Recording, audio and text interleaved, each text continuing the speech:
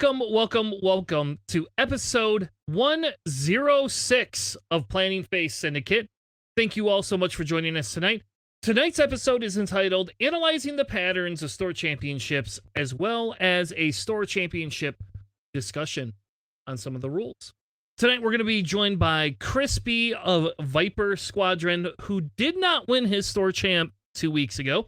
So he is coming on to have a conversation with us about a little bit about the Store Champ format, kind of the things that may have gone awry on his side, as well as kind of get into some of the other Store Champ stuff, discussions that we have planned. Also, we're going to be covering as many of the Store Champs as we can. I will forewarn you, because we took a week off, there's like 25 or 30. We are not going to cover them all tonight. It's just not, I didn't even get through Longshanks. That's how many bloody Store Championships there are. And in a few minutes, we're going to do an old segment called What Churns My Dials. And I have two of them tonight. Two of them. One X-Wing related, one only semi-X-Wing related. And then on top of that, we're going to be introducing a new segment called Pattern Analyzer. It is not that new because we cover lists all the time, but we decided to change it up a little bit and add a little bit of uniqueness that will go along with our podcast. Now, before we begin, I have a quick update for my daughter, and I thought we had some decent news this Friday. So Friday marks the last official dual dose of immunotherapy that she has gotten. If you aren't familiar with her situation, my daughter has renal cell carcinoma stage 4 cancer. So we had good news that I announced to everybody, about a month ago, and we have another CT scan coming up in 2 weeks, as well, to see if we have continued progress. But we officially got some of the genome mapping back, which we thought was going to be denied because the insurance, and ended up, they didn't deny us. So, they did some more mapping of the cancer, tumor, and the positive thing on our side is it is a higher probability, and we're talking like 300% higher probability than we have been originally looking for, to be able to be treated once removed the remaining cells with chemo or radiation or a combo of the two. Originally, they had told us it was surgery, and that was probably it. And then we ran into that the immunotherapy would work, and that has been working. And now they're telling us that there's a possibility, like a higher probability, that we'll actually be able to use radiation or chemotherapy to kind of get some of the outlier stuff that had spread. And she might only have to have the one surgery, and then our prognosis went from very grim to a lot more very positive this week. So that was fun. That was super awesome, sitting in cancer wards all Friday. But I thought I would share that little update with everybody because without that, it's a journey that we're on, and I just feel the need, since we shared it before, to kind of share a little bit back and forth. So now, without further ado, let's bring in everybody. Please welcome to the show, JJ. I would need a Lions hat, and when the Lions win this year, has to buy himself one to wear on the podcast for a whole year, every show. Gridiron, how are you today, sir? Doing all right, man. Had a interesting 4th of July. Survived a very big stampede that happened. Luckily, none of my family was hurt, but there was quite a bit of a scare over 4th of July. But beyond that, just been playing a ton of X-Wing. I got my local store championship coming out this next weekend that's coming up, and I just hope that I can take it all the way. Yes, well, hopefully you fly a good list and not any of that stale Empire bomber crap that we keep seeing over and over again. I have the perfect. So part of my thing is once I go to a tournament with a particular faction, I don't touch that faction again for the following tournament, and I'll go on to another faction. Right now, I'm kind of debating between Separatists and First Order. So just trying to make my final decision there. So, all right. Also, welcome to the show, Alex, the bench warmer. How are you tonight, sir? Oh, I'm doing well. Not not much to report on. Didn't even actually do anything for 4th of July. So, we're here. Let's go. Awesome. And our special guest for the night, Chrispy, the number 3rd champion of the store championship. How are you tonight, sir? Feels like worlds all over again, right? Yeah. If I had a nickel for every cut that I miss on SOS specifically, even though I matched all of the records of the people who love me, I'd have 2 nickels. Well, that would get you very far in our Nickel City League. So there you go. Exactly. Yeah, there you go. I need those nickels, man. I'm poor. It's more than my bank account.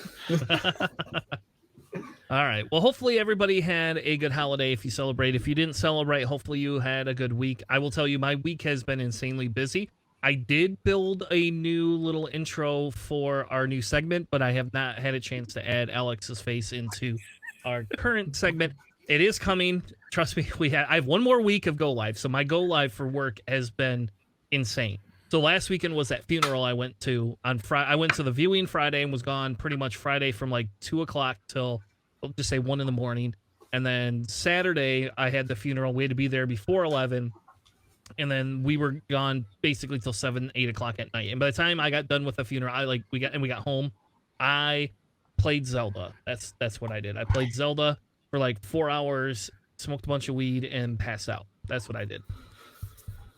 Wait, Is this did legal you do in it while Michigan? playing?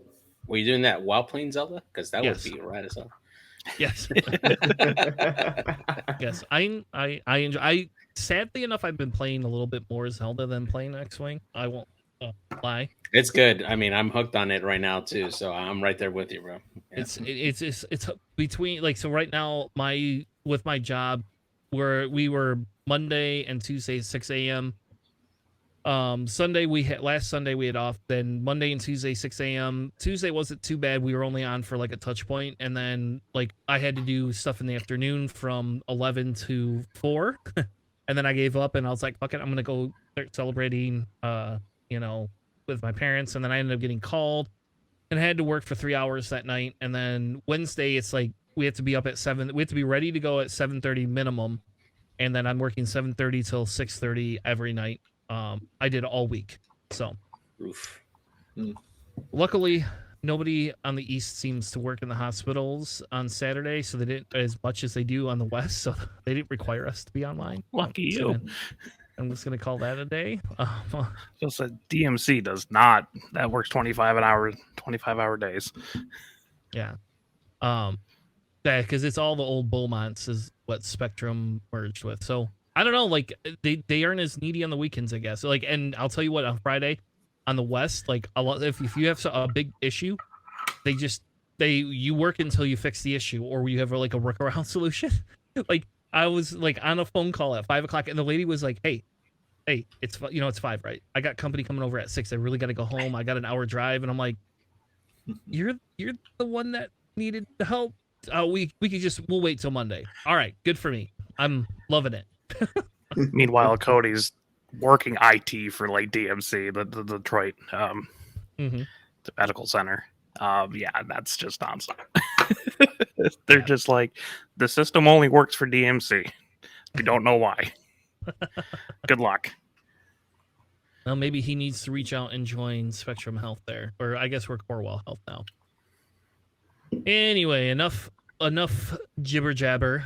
What I wanted to do, we're gonna do a What Turns My Dial segment, and I want to do it because we haven't done this in forever. So, cue up What Turns My Dials.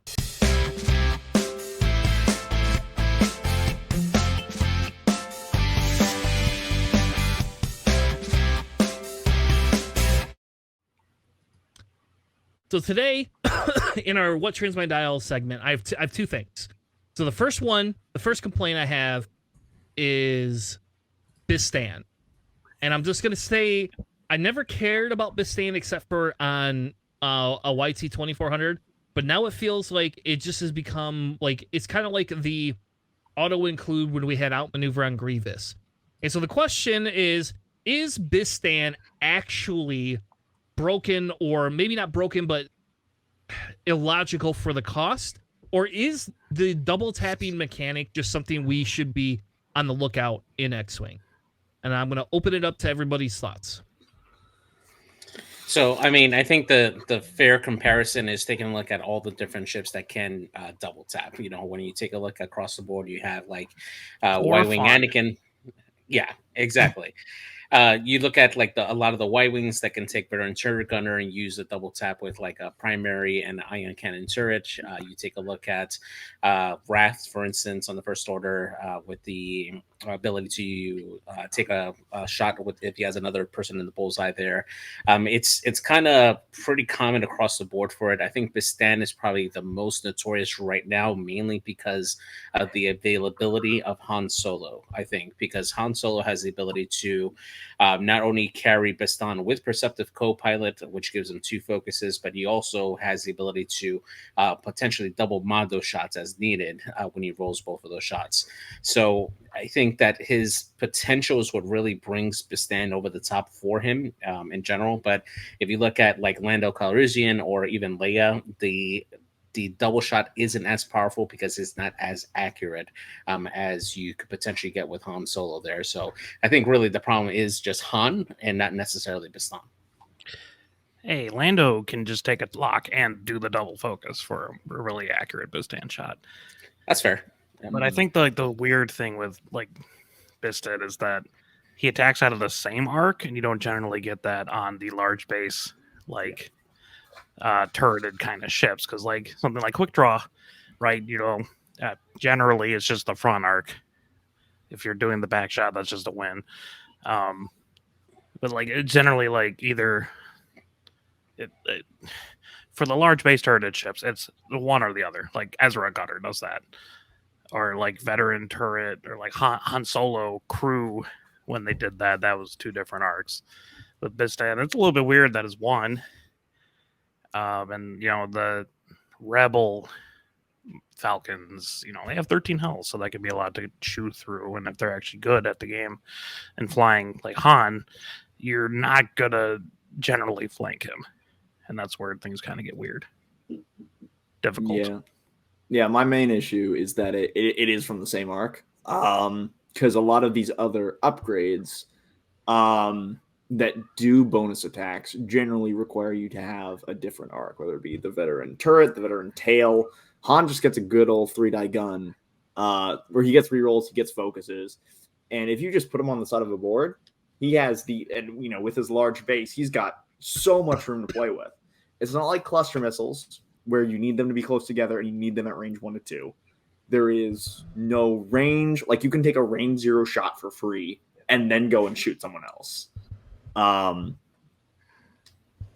It's just super, super flexible, and for just like 2 points more than like some of these other upgrades that give out vet turrets, what, 5 now? So like 3 more points for that much flexibility. And all you have to do is have a focus, and there are so many ways. Like in Rebels, think about the number of ways that you can get someone a focus token. A million. Exactly. Katarn. Kyle Nobody's Hera. taking Kyle. Duncan won the store chant that we'll get to with Kyle Katarn, sir. That's fine. Yeah, Nobody's Heratani, and you don't need to have the focus for the first attack. Like, you can start with no tokens, and then during your first attack, have Hera give you a focus token, and then after you've done your first attack, you now have a second attack because you're focused. It's just specifically in Rebels that is way too easy to trigger, and the insane the amount of flexibility that you have on a large base ship at I6, where it's like, oh no, if you bump him, he'll just focus anyway. He'll take a range 0 shot at you and then take a shot at someone else. I feel like it would be more fair if Bistan Percop was all of Han's loadout. That was it. Because there's not many other ships that are abusing that, but him being able to get other upgrades makes him such a big threat. And if you make him just a gun, just a good 7-point gun, I think that's generally fair. If you bump up Bistan by like 2 points, bring him to 10, then you can't do Perceptive Co-Pilot Bistan engine upgrade Han. So that might be like an interesting, just bump it up by 2. And you also couldn't do like the Lando thing with 9 nub and all that kind of stuff, because that's exactly his loadout as well. So I mean, do you think that that that we could potentially fix this with just taking off the gunner slot from Han. Do you think that would probably solve the issue? Yeah, I think that breaks the chassis. I think Yep. the chassis needs a gunner. Yeah, that kills the whole point of that ship is to have that. Like that is iconic, JJ. That is, we're not changing that. The gunner icon. The gunner icon is the turrets on the Falcon. Yeah. That's true. It would be I think it'd be very silly to take away the gunner from the Falcon. Could always errata perceptive co-pilot not to work when bumping. That would be pretty interesting. That would They be only nice. get one, or just have the rules like when you bump, you do the red focus, you only gain one. That way, you don't have to errata cards. Just the rules. Yeah, I think the bigger thing too, right, is And there's some sort of counterplay in that. Well, I think the bigger thing too here is with Han or with the Bistan is if you look at like Zam Crew's 11, right? So Zam Crew being at 11, and that's a double tap. Like I mean, that's what I'm saying. Is like I don't know if Bistan's broken. Even on Han, I won't say he's probably broken, but I will say it's pushing towards that negative player experience that we have seen them work to try to avoid. But you can't tell me playtesters or people didn't know this with Han. Like, I mean, come on, for Christ's sake, Bistan's been a staple for how long now, you know? My buddy's been playing that when Han was 8 points. Like, it's still really good. Han's always been like a really, really good ship. So, all right. Consensus, not as bad as Torkel Mux, but definitely something we want to see fixed. All right. Bump it up by 2 points. It should be fine. The next piece that the next what turns my dials is Longshanks. Can people stop using Longshanks? I think this is silly to have this conversation. Like I understand why people want to use it because of the ranking system, and I think maybe in a month or so when I've had some time to sit down and think about it, maybe we should talk about a ranking system and what that means, right? But the big thing for me is like Longshanks was not designed for X-Wing. We never used it. They accommodated us. They made the updates. Nice people. Great. Love them. But it is so hard to get data out of there and to search. It's not even funny. Like, I'll be honest with you. I got so pissed off today when doing research for this episode. I did not go. I just stopped going through Longshanks because when you bring up the thing on the screen, it looks funny and like it's harder to grab screen grabs and it's, I don't know, like that pattern analyzer that we use. I think I'm just going to start using that permanently for pulling all lists and everything. Even outside of Roll Better, I think. I don't know. Maybe I won't do that, but it's just really irritating. Longshanks is just so irritating to me, and I don't know why. But that's my other rant for the night. Yeah, I mean the UI is not friendly. We'll put it that way, and some things are a little bit wonky, but you know, I got to do what we have. Mm-hmm. I mean, yes, like Roll Better is probably easier, but also that UI is a little bit clunky too. Not everything's super perfect. I don't know. Yeah, I agree. Right. I mean, I think Longshanks has its uses for certain things, but long run, I think Roll Better right now is probably just the more easier for the majority of the tournaments. Unless you're having like a specialty tournament where you just absolutely need to use Longshanks because it has a little more flexibility for that. I think for across the board, Roll Better is probably just easier. All right, fair enough. So let's move into our first segment of the night. We had Chrispy on specifically to talk a little bit about store champs and some of the experiences that he had. And what it did is it kind of brought up a conversation internally, like that I was like, okay, hey, so is this format the most fleshed out format, right? I'm going to say no. There isn't a lot of restrictions. And I understand why, like some of the 16 player requirement seems silly to me a little bit, but they also aren't accommodating a much underneath that. And with it being at 16 player, that still means you don't have to have a cut. So there's inconsistency in the format, right? Based on the store. The other issue, and I will tell you, like Alex and I both personally ran into this. Alex and I have been in 2 Store Champs since they've come out, and both of us have literally tied in SOS and in our actual mission or event points, I think is what they call them. And the only thing that separated us was mission points, which his fucking Poe must kill things better than my Sunfac does. Anyway, so so there's gonna be some discussion around that. The other thing is that I wanted to kind of go through, and I'll let kind of Chrispy, give his little speech, is what does this kind of mean for Worlds, right? Because we have some inconsistency. Was this the same way as it was before? Is this going to create like a larger gap, right? Like, so, and this is what I want to say is if you earned your Worlds invite, I was not a part of any of that. I had to play in the Last Chance qualifier, earn my Worlds invite, made it to day 2, and it was, I'll tell you what, 15 games in 3 days is not super fun. After the 3rd day, I'll tell you, I was definitely very tired and probably would have been happy just with my day 1 performance and call it a day. But anyway, like now we're gonna have a different pool, a different set. And I will say that some of the people that are winning, like so for example in Chrispy's area, it was Andrew Cox, right? Like Andrew Cox went all the way to the top table, no big deal. Chrispy went almost all the way to the top table, got screwed. And some of the other Store Champs we're seeing, like Dom and Liam, and some of these other things that we're seeing from overseas are some common names that are winning some of these, right? My bigger concern, though, is once it starts to bleed down, are we going to see, and we have a list on here from Scum, which I'm just going to say he's super excited to see Scum tournament take down a Store Championship, especially because it kind of like gives us all a middle finger, and we're going to talk about that a little bit tonight too. We're going to talk about some of our negativity towards Scum and maybe how we can start being a little bit more positive in our discussion points and not let's look at some of the positive things sometimes. Because it did win. I mean, in fairness, it did win, but is this going to create some sort of vacuum or gap that's going to create a bigger issue when we get to Worlds? Because if you think about it this way, right?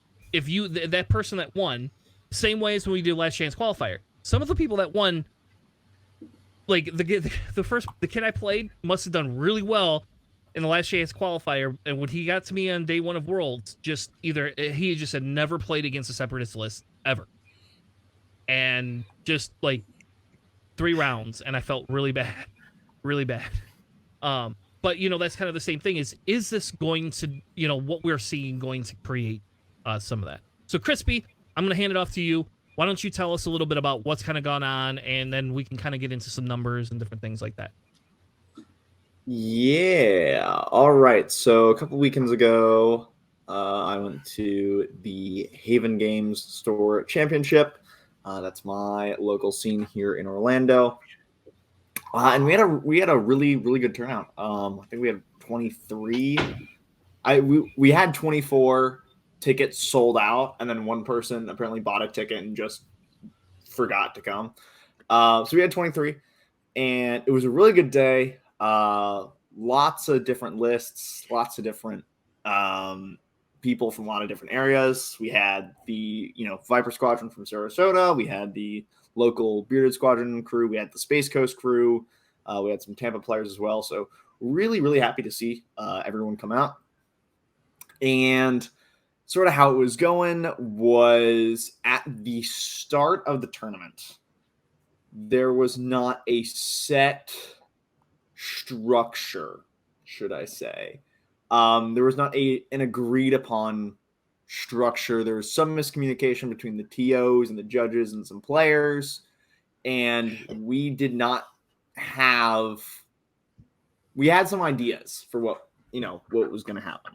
Originally, the TOs wanted 5 Swiss rounds, which for 23 people just ends up repairing people up at the top. So it eventually got convinced to go down to a 4-round Swiss cut to a top 2, which is not how the Store Champ sets are. The Store Champ system is. It for our player size, it should have been 4 rounds, top 4. that was not discovered until the box for the store champ kit arrived. Like it came in late, like the owner forgot to bring it. So it was like round 3 or round 4. Like the tournament is ending. And then they realized that there needs to be a top 4, but they already told everyone there's going to be a top 2. So by the time that round 4 is ending, most people are already packed up to go. And then sort of how the day went was I played my sister in round 2, and we ended up drawing, which is hilarious because this was her first time flying first order. I'd given this list to her, and she had a month to practice going up against my ace list that I've been practicing basically ever since points dropped. And she was able to tie me in the first time that we played against each other with these lists. And then the idea was, okay, well, if we both have one draw, there's a possibility that there's actually a good chance that one of us can make the top cut, the top 2, because there's going to be 1 4-0. And then there's going to be one person with a draw. And that person plays the person with the 4-0. So, like, both of us, there was sort of like a moment where it's like, do we want to roll this off? But in my mind, there was still an opportunity for both of us to at least make a shot at the cut instead of absolutely tanking one person and saying, hey, there's no way you make the cut. I'll go make the cut. So we ended up just leaving it as a draw, as it was. And then what happened was the way that the numbers worked out is that once we drew, it then shorted out the number of 2-0 players at the time. So they went from 5 2-0 players to 4 2-0 players. And then the next round happened, and then there were 2 3-0s. And the 3-0 players were Andrew Cox and Brian Schull. And I was next up at 2 wins and a draw. And so Cox just goes, oh, if we both draw, we both beat Chris. It's that simple, right? Because I'm being paired down because all the 2-0s have to be paired into each other. I'm pairing down into all the people with 1 loss. They're playing all the undefeateds. Their SOS is much better than mine. So of course, they decide to ID. And the whole reason that we decided to do 4 rounds and cut to a top 2 was because Cox said that was the system that reduced the number of IDs. Because if you did a top 4, going into the 4th round, there would be 2 3-0s that would pair into each other, and they would just ID and make the cut. So if you make a 4 rounds top 2, you decrease the number of IDs. So it was just a very funny situation where, I mean, a little upsetting because, I'm directly impacted by it. But Cox advocated for a system to decrease the number of IDs or like decrease the likelihood of an ID, and then advocating for an ID to guarantee that I get boxed out of the top gun. And the best part about this was that there was a world in where my SOS jumped above the guy that jumped above Brian. I needed every single one of my previous opponents to win and every single one of his previous opponents to lose. And that happened. All of my opponents won and all of his opponents lost, except for the last table, which was one of my previous opponents and one of his previous opponents. His previous opponent won. If that table went the other way, I hopscotch up in SOS. So we were 1 game away from Cox IDing his opponent out of cut. So I have a quick question. Yes. I still don't understand the logic in the top 2, like why ID? Like just let you're gonna have to play each other again. Like at that point, just play each other and not have a cut if that's what you want. So essentially, and I'm not trying to, like, neither of them are here. I know they had conversation. I'm not trying to speak on either of their behalf, but there were words shared where it was, okay, you can either play me they can play each other once and that's the final, or they can play each other now and then play someone else later, potentially. Because if Brian beats Cox or Cox beats Brian, then instead of that being the final, they then have to play me again. So they were both like, let's just take the chance to just play each other once, then have to play each other now and then play Chrispy next round. And So I have another weird question, and this is maybe this reaches outside. I don't. When we played Destiny, we had the same SOS and MOV and everything like that, right? Like we had the same style. So the question I have is like in other competitive games. So we pick on Magic, I guess. Does this thing exist in Magic? Do they have IDs in Magic? Yes. Okay. So this isn't at least in fairness, this is not an out of the realm conversation that we're having. Like that's unique to this specific game. Yeah, and there are sort of different ways to go around IDs. It's just unfortunately, it does look sort of bad that Cox was the one who said, "Oh, here's 4 rounds with a cut to a top 2 to decrease the number of IDs," and then in the 4th round is advocating for an ID. But the idea is that we're trying to keep the rounds as short as possible, like decrease the number of rounds. And if you go to a top 4, well, actually no, if you just have no cut, there is a way that pair ups don't work well, and then you end up with 2 4-0s and there's no cut. So if there's a top 2, it guarantees that if there are 2 4-0s, they will play. If there are no other draws beneath, there will be a 4-0 and a 3-1, and then they will play for the cut. But the 4-0 and that 3-1 may not have played in the previous round. So the other question I have is, so I'm seeing here, they assigned 0 mission points, which is what AMG explained why, IDs are different. Like, I don't remember what we did at Worlds, if they were 0 points or not. I don't remember anymore. Were they? Okay. So, like in a world that they were trying to create a system where you didn't get mission points, and that's kind of the other tiebreaker. So if they both ID, why does their SOS go higher than somebody that played all their games? Is there a reason behind some of that? Like, and we had the same thing that happened in ours. Our team and our search amp did not ID. They played each other. Sam won and beat Matt, and then they had to replay each other in a top 2. Boxed me right out in the 3rd because their strength schedule was higher than mine because they played each other. Yeah. And so and that was kind of the same thing. I lost to Sam, so the probability wouldn't be that it was me, but I won my last game, right? But my strength of schedule, as well as Alex, both of ours were lower than Matt's was, so we both got eked out of that top. There was almost no chance, and I think I figured it out about halfway through my game with Jane, and I was just like, all right, well at this point I'm just gonna do whatever I want with Sunfac. I'm not gonna even be, I ended up winning, but still, I was a lot more loosey goosey in my gameplay because, there wasn't as much of a way for me ever to transcend into that cut. So, is there something that we can do or discussion? I guess that's kind of where the discussion has to head, is right. Like, why does this? We know why it's a feel bad, but why is this the way it is? And is there other games that have more successful ways to do smaller championships with cuts? I can't speak about different games with cuts, but the real reason, specifically for this championship, the big feels bad was there was a system in place. We had it. We had a set system that AMG had put aside and said, use this for store champs, and we completely disregarded it, and it ended up disregard, or not understand it.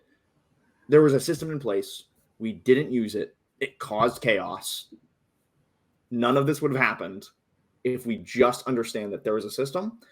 And I think we need to come to a conclusion whether IDs are good and useful, or we should try to remove as many IDs. Or actually, there's 2 different questions here. Whether IDs are good and whether they should be in the game.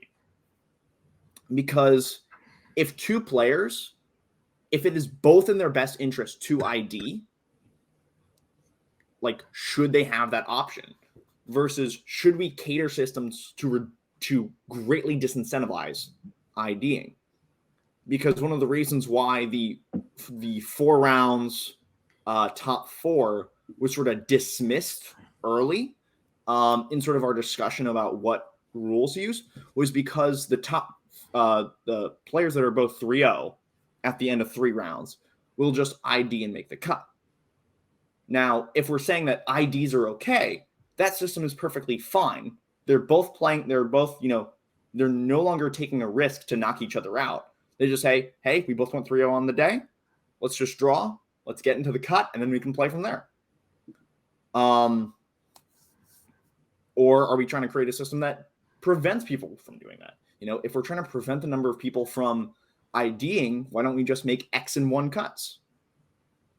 Like, there's no reason to draw if, your draws don't matter. It's just the number of wins and losses that you have, rather than doing a top 4 or top 8. And that is the thing that bugs me, is that people were advocating that IDs were okay, and then also advocating for a system to reduce the number of IDs. We need to have systems in place that allow IDs for the flow of the tournament, or create systems that disincentivize IDs and disincentivize draws and have ways to prevent players from being punished from those. See, and in my world, in my opinion, I guess, and this is just an opinion, is I would be more against IDs. I won't lie and say that yes, I did take an ID in the world situation, because of who I had to play against. It was like, I've already played this list like once today. I know what it does to my list. It's not a good matchup. We take the ID. He's guaranteed in. I have a high probability of getting it, right? In the last chance. So I understand why we do them, but that we're also talking, that's like a world tournament, right? Like, that's a qualifier for worlds. That's not like a smaller store championship. That's like I will be honest, if Alex and I sat at the top table and had to play, I wouldn't also not take an ID. I would just say, let's just play this, and like, we can make an agreement that we're not going to do a top cut if it's just going to be the 2 of us again. Like, I'm okay with that. Like, whoever wins. We could take that back. I like to gamble too, so for me, that would be a big gamble, right? Like, Alex and I play each other. We know for a fact that one of us is going to win. If we play a second time, maybe I have some weird gimmick like Hondo that Alex hates and didn't prep for. He's going to know it, and then next thing you know, he's going to win the next time, right? So, like, that's a gamble. But the ID piece of it in a smaller tournament does feel a little silly. To me, it feels a little silly, because it's just kind of like, hey, we aren't in a meta where you could take whatever list you want and play it, but there's certain lists that we're seeing have higher probabilities of win rates. We are seeing that. We have enough data for that. So I don't know. To me, and then I'll let JJ and Alex jump in here. To me, the ID system, what they tried to do was to take that away, but in this case, it didn't do anything because it's too small of a tournament and the numbers are too small. And in reality, maybe we outlaw IDs in smaller tournaments of, let's say, less than 100 or something like that, and just move away from that. Say you can't ID and let everybody play the game. And we could talk about not having a top cut of 4. We could talk about all these other things, but maybe IDs just seem silly in a smaller tournament setting. And maybe 100 is not the correct number. I don't know. Alex, JJ, one of you want to chime in with your thoughts? Honestly, I think that the intentional draw system, it's something that probably works better in a larger setting. But when you're talking about a Storm Champion setting, where you're more likely going to have about 16 players or so, it just doesn't make sense, honestly. If the players are more concerned about just not wanting to play each other and they just want to resolve it, then they can go ahead and do a player order roll and just roll it out and just declare the other person a winner. Do like a 20-10 loss if they wanted to do that way, or however the TO organizes that way. But it's a feels bad situation, right? Especially if the definitions, at least in this particular case for that store championship, where the flow of the event isn't defined because the tournament organizer didn't have the information at hand. It just feels bad that to allow an intentional draw in that particular situation just kind of feels bad. Like, I think I would feel better if the players would have played it out, go all the way so that way there's a definitive winner, regardless of the outcome for who wins that particular one. But at least, both players had a sporting chance in that instance to potentially make it to the cut, make it to the top, and make it all the way in that case. I just not a fan of having intentional draws in small store championship events. Just not. Alex? I mean, in this particular case, like, they have the rules in place for a reason, right? Like, if you actually did the top 4 cut, it doesn't seem like we'd have a lot of these problems. So I'm not sure how, like, overblown it is at this kind of thing. But I mean, you got to have some way to tie in this game, right? Like, they did IDs back in 1.0, and that was the massive disaster. And unfortunately, the possibility of drawing is much higher now than it would be in like 1 or 2.0, just because not everything's as granular as it was. So, like, I mean, we can't like go back to final salvo, right? That'd be just disastrous. I don't know exactly how they'd want to do like an ID like that. But, at Worlds, getting 0 points off of that isn't like a bad solution. It's not really I mean, you're hedging your bets if you're going to lose or not, but you got to have it some way because people are still going to do it regardless if there's going to be like a rule saying you can't. I mean, that was like a lot of the problems there is like people will So just. do you think that's why they do the top 4 instead of a top 2 with, between 17 and 32 people? Like, is that why they do that? I mean, it seems to be in this case. I don't know why. I don't know their thought process or whatever. But like this situation would have been avoided if the rules were actually in place. Maybe. Yeah, I mean, it literally came down to in a perfect world, there's not a reason to ID if there's a top 2, because there will only be 1 or 2 4-0s. So, like, the only reason to ID in that instance is, there's a 3-0 going up against a 2-1, and then 2-1 has really good SOS and is going to hope that, there's going to be 2 3-0s that draw, and there's going to be a 3-0 and potentially a 4th 3-0. So it's like, we can draw and have our SOS battle it out for the top 2, which is very unlikely, but, it's just easier to play in. It only happened to be an ID in this instance because there was an unintentional draw earlier that pulled one of the undefeateds who could have gone all the way down a bracket level. So now there's no incentive to play anymore. And I do understand, like, trying not to judge the system based off of, like, the chance that, like, that happens. It's just like, if we just admit that IDs are okay, having the top 2 players ID in a top 4 cut is not an issue. It's really not. We shouldn't be trying to, change the system away from the rule set to deny something that we've agreed on is okay. That's all I'm asking, is that we have a set standard where we're not having to argue individual basis for every individual store champ. We have a common rule set.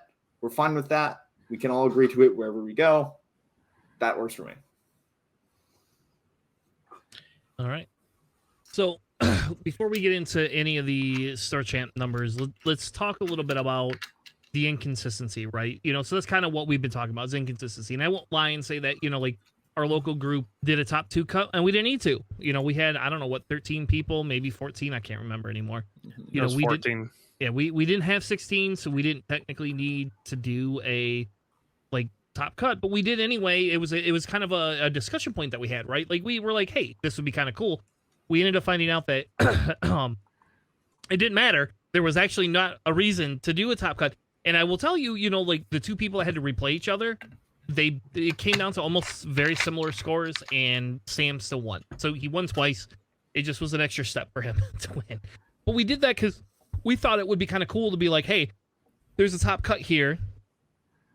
But we didn't think about what happens, if we don't hit 16 people, and we didn't think about what happens if you would have draws. And I do think there was some draws that happened. I don't think it mattered because it was none of the top players that drew. Like I had a loss and you had a loss, Alex, you know, and Matt had a loss. We all had losses, so it really was inconsequential. And I think Dee had a loss. So, you know, she did not have a draw. So we didn't have that same thing happen, but the same results happen. But the bigger question then is consistency, right? You know, like does consistency matter? Because for the long run of things, and this is the Tanner view. This is what I do for a living. Is I look at long-term consequences and analytics for what happens over time periods. You know, that's what I do for a living at work. So, like, to me, this is a very interesting topic. JJ earlier laughed at me because I thought this, like, because I was like, this is really cool and very amazing, and he thought that was very silly of me to say that in that format. I won't repeat exactly what it is because it's not kid friendly. But you know, so the other inconsistencies that we see, right, with that, how does that have an effect on Worlds, right? Like, is this going to create, in the long run, is this going to create a bigger issue when we get down the road to Worlds? Because they may not do a last chance qualifier. That may not, I mean, there is a lot of store kits out there. There may not be room for last chance qualifiers. I could be wrong. But, I mean, I don't know, how many, JJ, have we covered since store champs have happened? Like, at least, like, 50? Okay. So we have 50 that we have covered. And you figure this is only July. So there's a possibility Worlds could just be 3 effing late. That there's no last chance qualifier. That there's just 3 effing days of Worlds. Which, I don't know if that's good or bad either. I don't want to talk about that tonight. Because that's a whole different can of worms. How do people feel this affects long-term viability for this? And then after that, we're going to jump into lists. So we don't have to spend too much time. I actually kind of like having like a top cut at a store champ, just because I don't know, underdog stories are fun, but it's kind of weird when it's just like, well, there's one 4-0 guy and everyone else has one loss, and now we have to do a top 2 cut, and if the 4-0 guy loses, that kind of feels bad. But I don't know. I also think AMG said they still are doing a last chance qualifier. Okay. I thought they said that, but I could just be making that up. You never know. That would be, I did not hear that, but I mean, if they do still do that, then that just means that JJ has something to look forward to.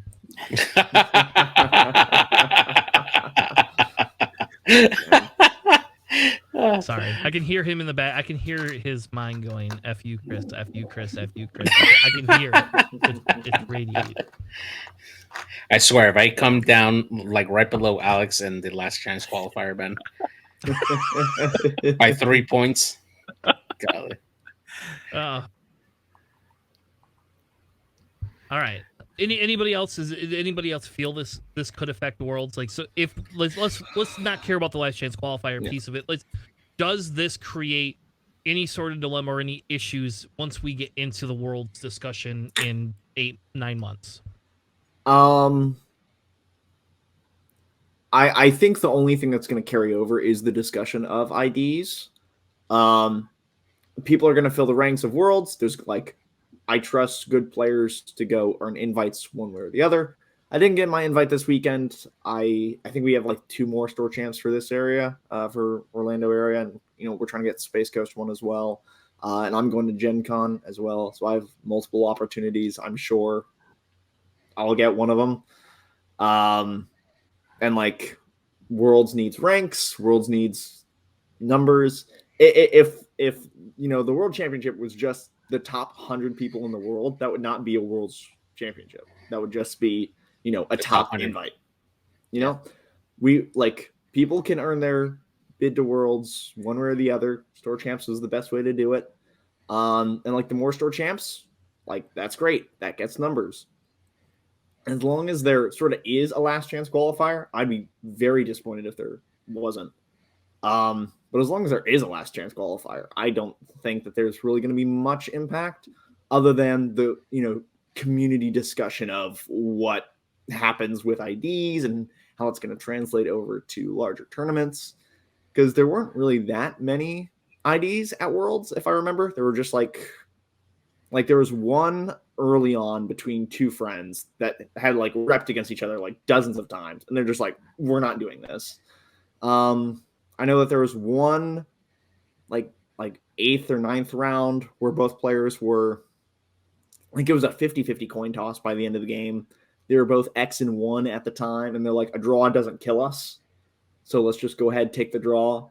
And this was at the end of the game, like 5 minutes in, they just agree to ID because they don't want to sink each other, and they both can still potentially win out and make it. And then it's like there was I think one ID at the top, between a pair of 8 and 1s to make it in. So I don't think IDs had played that much into Worlds last year. It was just like a couple fringe cases here and there, and not the massive oversweeping that we originally thought. Because I know that the community spoke a lot about, oh no, we're going to have IDs at Worlds. There's going to be a huge issue. And I know a lot of people were dooming about that. But once it actually came into play, after 10 rounds of Swiss, there's not a lot going on. And depending on pair ups and pair downs, there might have been 2 or 3 more out of 10 rounds, 180 players. Do the math on that number of games, and there's 5 or 6 IDs among all that. That seems like a good margin. See, unfortunately, there was a lot of IDs in Last Chance Qualifier to get into Worlds, which might come into more impact. Yeah, hey, I went present hosts 3-1, so let's just be fair. I did go 3-1 with an ID. Same with Matt. He just ID'd several games. It's just there was a lot of IDs. Once people are just well, it's the 3rd round, I automatically get in if I just draw. Mm-hmm. And that kind of that made that for people it takes away games. It takes away from the spirit of the competition a little bit. That's how I feel about it. So. Well, wasn't the Last Chance Qualifier you do the math, 3 wins, 3 wins gets you a really good shot. All right, so after 3 rounds, I'm 3-0. I have 0 incentive to play the next 2 games as long as I draw one of them. Which seems like a problem, right? Well, no, and this goes back to the discussion: are IDs acceptable? Right, I'm just feeding into that. There wasn't a lot at Worlds, but to get into Worlds, it's just these people did the math, and they know at the time 50 people were getting in. Turned out to be 60-ish to get in. So they're just well, I could just draw. And then, the other people Sanazuski and I, we played all of our games. We did not draw, and we just barely made it in after they extended it a little bit. So can we clarify? I'll pick on the Sanazuski thing for a second. I lost to Sanazuski round 1 badly. He took 2 of my ships out last turn and just trounced me on mission points. And then I won my next 3 and I ID'd my 5th one. And I made it in. And you guys had to play all yours because he had another loss. If he hadn't had other losses, he would not have had to play it either. So, I agree with you because in fairness, I'm on the anti-ID board for the most part. I think that it causes more issues. But that's a tournament where we saw, I don't know, what was there, 108 people or something like that played in that thing? Mm-hmm. Yeah, so in that case, we saw over 50% got in, which is what they had predicted back in 19 is what happened, or the year before or whatever, before COVID. Whatever the year before bloody COVID was, when Chrispy was a little baby. And, sorry. And, anyway, so, they did that before, because, I actually was looking to go to that World for Destiny. And that was the discussion was 50% of the players typically get in on both sides. And Andrew Cox had a teammate, I can't remember his name right now, but he used to play Destiny and X-Wing. And he ended up making top cut for both of them. I can't remember the guy's name right now. Really nice guy. Super nice guy. He liked to play Ewok lists. God, I can't remember his name. Anyway, so he made cut in for both of them, or Last Chance qualifier. He was able to actually make it in. He played Last Chance for X-Wing, got in, scrubbed out in Worlds, blah blah blah. Bobby, his name's Bobby. Was it Bobby? Yeah, I think it was Bobby. Anyway,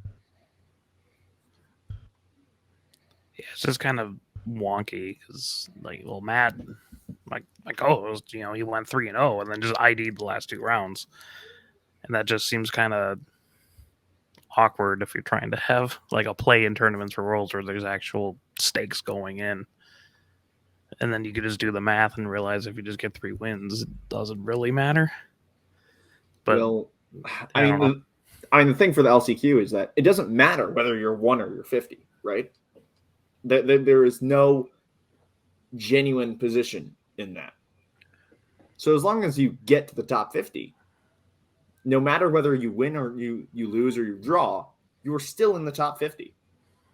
Meanwhile, for some of these store tournaments, IDing has a lot of bearing on whether you're in the top 2 or the top 4.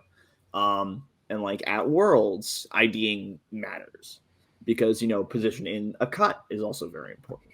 Like you'd rather be seeded 1 or 2 rather than 7 or 8, generally speaking.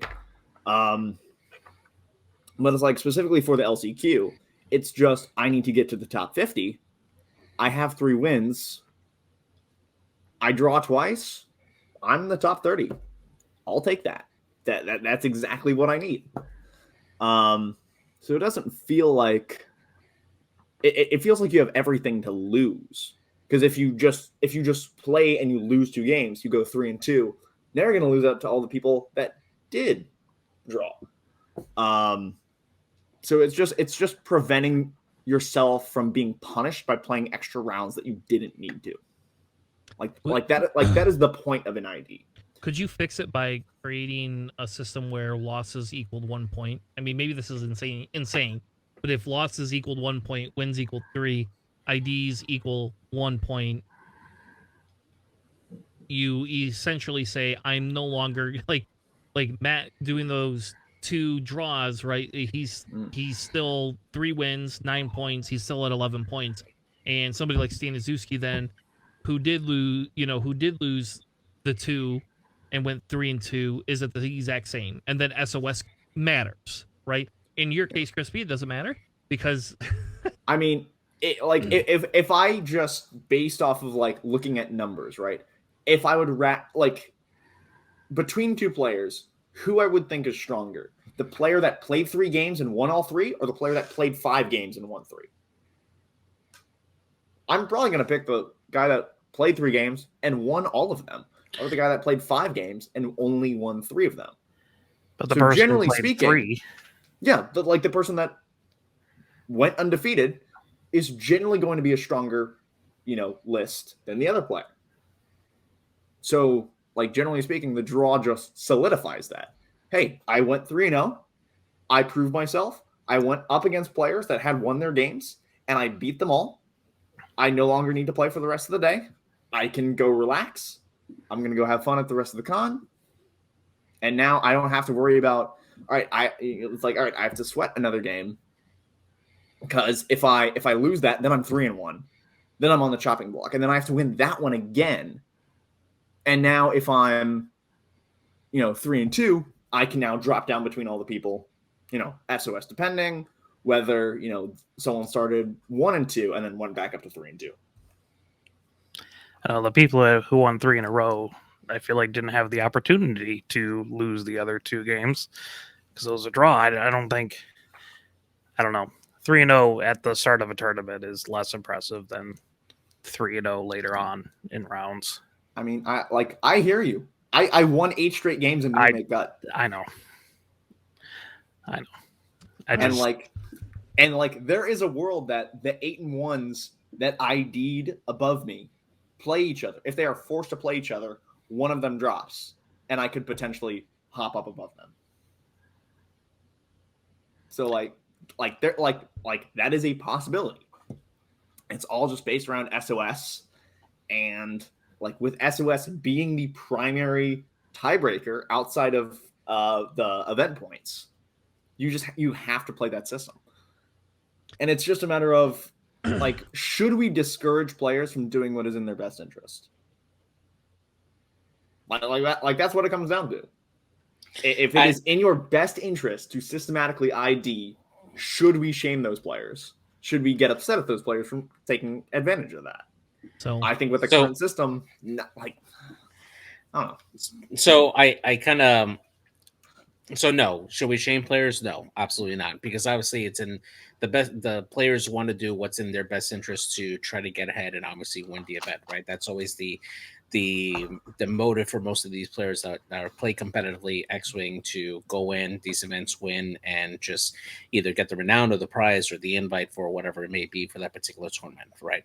Mhm. But from an organizer point, right, or at least from AOG's point, when you're giving out these store championships, right? The intention behind them, right, is to try to get the best of the best to come and compete at Worlds, so that way you have that high level X-wing event on there, right? And I don't think that the intention behind the intentional draws is meant to just allow a way to gatekeep everybody else below, like the top players at that point to from having a chance of going in there. I mean, honestly, I think that there's always times where, at least in the past, right, with the previous system, where we've had those players with not so perfect record come in with the upset. They come in hot at the right time and they win all their games. You know, coming in from a low seed and making it all the way up to the cut and winning the tournament. And I think that's a lot more exciting to see, rather than just have, you know, your normal set of players in your area just, you know, kind of intentional draw to lock everybody else from having a chance from getting in there. I don't think that was the intent, but it's kind of happening that way, as more and more store championships are coming out. But that's my opinion. So All right, so let's move on because we spent a lot of time talking about that, and we are not all in a consensus. And I think the idea is there has to be. I think there should be further discussion on this, but I think what we need to do is look through. And I hate Data. saying this, but yeah, we gotta have data. Like that's what I need to make a better decision. And I hate X and 1 cuts with a passion. Like, just like, let me be frank. Like, that was a little piece of mine that I hated. Like X and 1. I don't mind the X and 2. But it just became a big feels bad inside of larger tournaments because of that. So, all right. So let's move on. So we're going to introduce a new segment called Pattern Analyzer.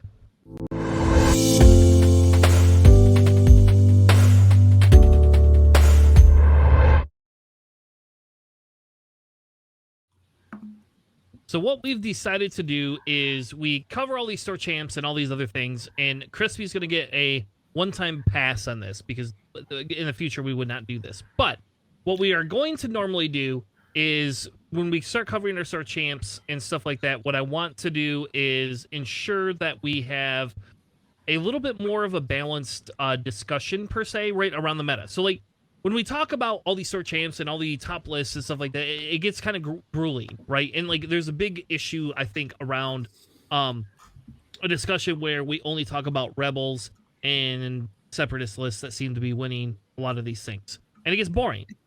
So I have talked to some people. We've had some suggestions. We're kind of changing up our format of how we cover store champs.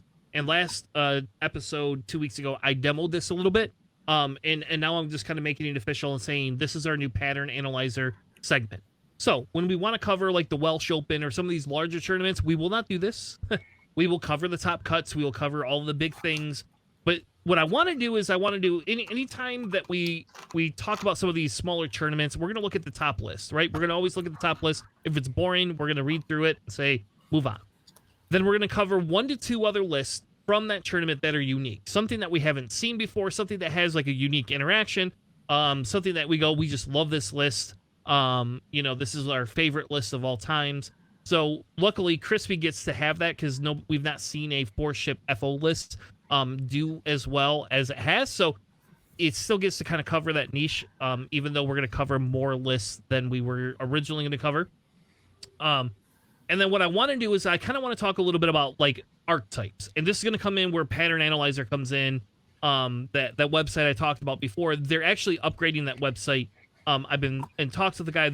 The guy, I love this guy. This guy is like the best person.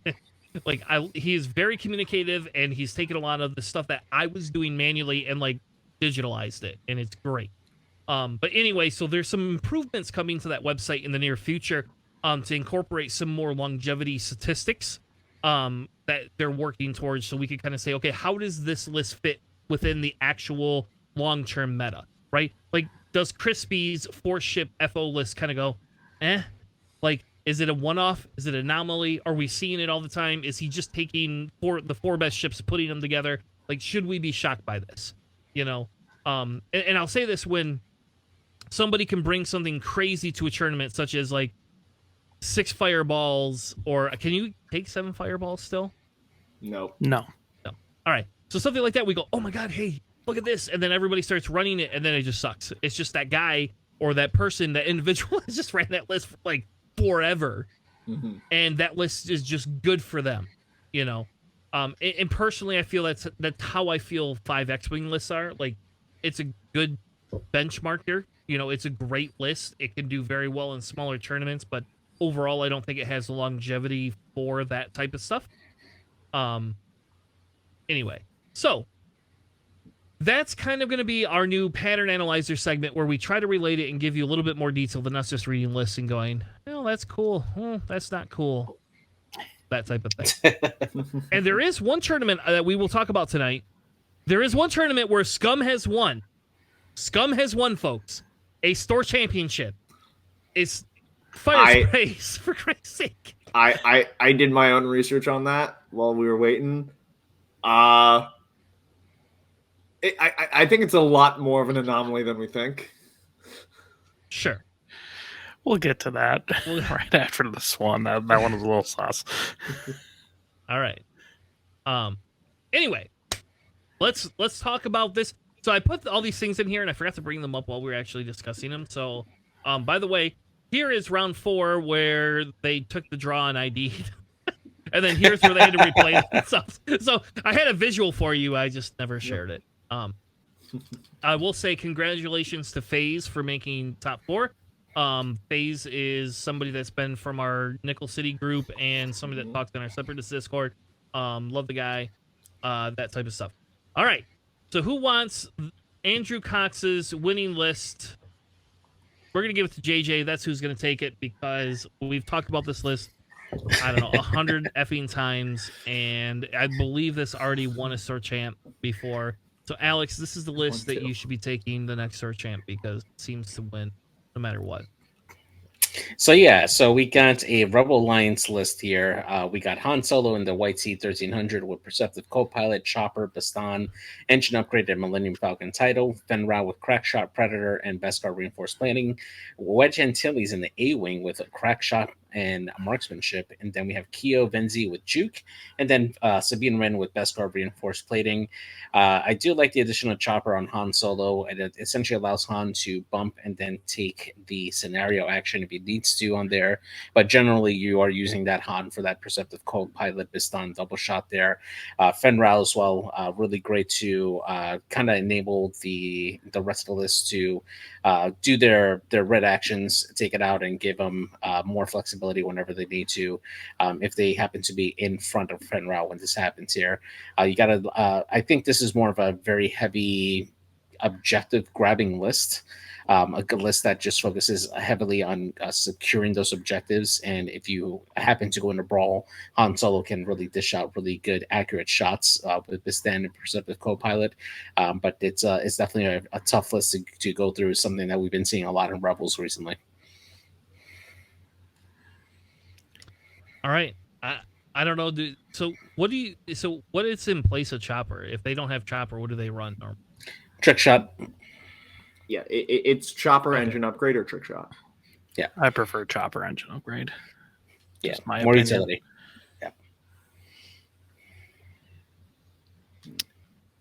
Yeah, let's just. I like Trick Shot on Han. It's not difficult to get, but I'd much rather have Engine Upgrade. Yeah, I think Engine Upgrade makes more sense logically. I don't know. You don't roll bad defense dice if you aren't getting shot at. That's very true. Stupid Poe. And Trick Shot is generally something that ships sort of lean into. If you have a ship with Trick Shot, you're generally trying to get that Trick Shot to go off as many times as you can. But if you give Han just like Engine Upgrade, and Chopper, you don't have to worry about trick shot. And you just put his arc forward, and he can just like, if he has a lane where he's got obstacles, he's just gonna run straight down that lane, and he'll joust you, he'll double tap you. He doesn't need the trick shot. He'll just get in range 1, and then he'll 4K, and then Chopper to double focus again, and then go right back down that lane. Yeah, I mean, like, Han is probably the best pilot to have trick shot because you want to be by the asteroids, and it's really not difficult. But the utility you get out of engine upgrade and Chopper in a pinch is, I think, outweighs the trick shot. Yeah. All right. Next list is from Nacho Taco. Alex, what is this list? I think we've seen this before too. Except We have for he's not got seen Sicko. anything like this. These are not SOC wolves or jags. Those are build your own wolf and jag. Oh, they are. You're right. Yes, it Holy is. shit. Marksmanship, plasma torps, R4P, synchronized council on wolf, jag with plasma, R4P, marksmanship, synchronized council. Sicko, my boy, with saturation salvo, multi missile pods, wolf pack, agile gunner, and synchronized council, which is funny and awesome. Got oddball in the V wing with the bash, plasma torps, synchronized council, R4P. And then both the 2-point clone Zs with fire control and synchronized council. What is this list missing, Alex? Yeah, it's a shocking lack of dedicated in there, but the synchronized council is strong. Might be a little excessive when you have Wolfpack in there, just because you're already getting a bunch of locks off of that. But if you shoot one ship in this list, they get a lock on you, and they can share it with pretty much everyone there. Yep. And then you have the lad that gives you rerolls, so you don't need to spend your lock for synchronized council, so you can give it to someone else. Can I say I love multi-missile pods? Like, I'm very excited somebody actually took that. The only problem that's with them is that it requires quite a good on lock Sicko. or a calculate, which Sicko is not getting a calculate in that list. Yeah, generally I see multi-missile pods with C-3PO, which makes a very defensive and very, still strong hitting lat, because with the defensive rerolls, that's very cool. Like, you can just sit there and just reroll that one defense die over and over until you get that one evade. And then when it's your turn to shoot, you have the calcs, you can throw dice out the front, and then you have the calcs for modification, and you have your own fire conversion. So you throw a double modded multi-missile pod back if you are ignored. But this list has saturation salvo, so you don't have access to calcs. But since you are I2 and you are shooting last, if one person in your list gets shot at, you then wolfpack that lock and then pass the lock through your entire list, ending on Sicko, and then Sicko can just fire the multi-missile pods. Right. Because like with Oddball is probably locking for his action, but everyone else in the list is most likely focusing. And if you get one lock out there via synchronized console, that just runs through all of your plasma torpedoes first, gets passed through the Zs, then gets passed back to Sicko. So it's just that they all focus across the board, and then they will share the lock going around, being able to fire convergence for rerolls, and then have a focus. So most of the attacks are going to be double modded, and then they will eventually get passed down to Sicko, who can spend the lock if he needs to with his own focus. The only sad thing is that you just shot all 6 of your ships into one ship because you only have one lock on them, and it somehow didn't die by the time it got to Sicko. Correct. Which is why you have multiple ships with multiple locks. And you have see, none of them have R3, which is, I think, slightly unfortunate. I think you could afford to have maybe one of them with R3, just so you can have one guy hold extra locks that he can then pass around. Just do oddball with R3. That way he's the I5. You get multiple locks. The issue there is that you are points locked on oddball, you have to drop another upgrade. If you give Wolf or Jag R3, you just drop marksmanship. That's not a big deal. So I think Wolf or Jag takes R3 instead of R4P. R4P is very good on the arcs, but I think just having an extra base to hold a lock, and via Wolfpack, you could get multiple locks from different ships, and you could have multiple chains where it's all right, my arcs, or it's like, Slider is going to give his lock to Wolf, and Boost is going to give his lock to Jag. And now they can both plasma different targets, and both of them, depending on how those shots went, can hand their lock over to Sicko. It's a very big thing, and it won by just everyone jousting it. Yeah, every time I looked over, it was just every opponent face jousted it. I have a separate rant for that. But also, this is not SOC Jag, so if you do shoot someone, they can Wolfpack you, and then Jag can also acquire a lock on them. So you can have multiple locks that way by just shooting one ship. So about that, one of the reasons why the game went to time and that the score was so low is that there was an issue on the final table where Cox has admitted he does not build a lot. He just flies whatever gets handed to him. All right. He doesn't understand Republic list building. He knows what the SOC are because he's played them himself. So when he asked his opponent at the start of the game, "Oh, are those arcs like the SOC arcs for their abilities?" His opponent said yes. Wolf is ish. Jags born is for this. different. And so what happened mid-game was Han ended up shooting Wolf, I think, because he assumed like, oh, Wolf has to shoot at Han to get the lock, to get Jag's lock on the Han. So I'm just going to go ahead and just shoot Wolf. So he shoots into Wolf, does 3 damage. Then his opponent goes, oh, so I'll get a lock from Jag. And Cox went, what? And they had this big disagreement because Cox asked him, is Jag's ability like the SOC's ability? And his opponent said yes. And so what it came down to was Cox asked, hey, I did 3 damage to Wolf, but can I not perform the shot? Because I'm granting you a plasma torpedo shot. I'd just rather not take the shot.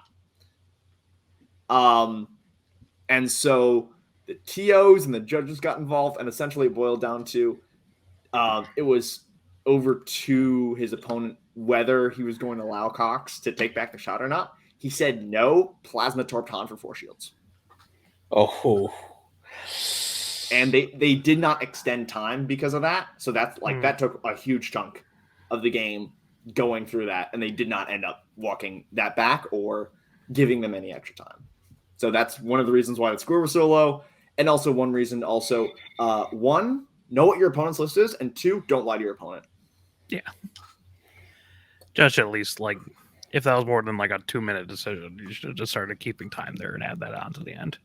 That's my opinion. All right. Let's move on to the next list. Chrispy, why don't you go over what that list is that you ran? And why you ran Wrath. They want to know why you ran Wrath. I don't give a shit about Wrath.